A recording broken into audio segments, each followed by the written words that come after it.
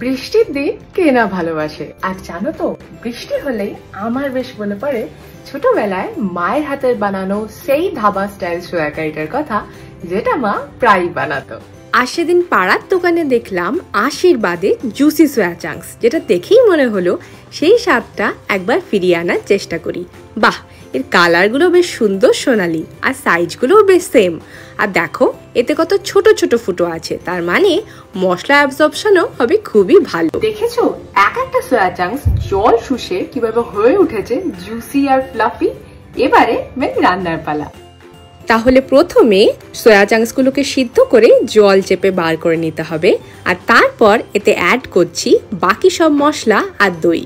এরপর ভালোভাবে পেঁয়াজ টমেটো বাটা দিয়ে মশলাটা ভালো করে কষিয়ে ঢেলে দিতে হবে ম্যারিনেটেড সোয়া চাংসটা। তাহলে আজকে আমার ধাবা স্টাইল সোয়া কারি কিন্তু একদম রেডি।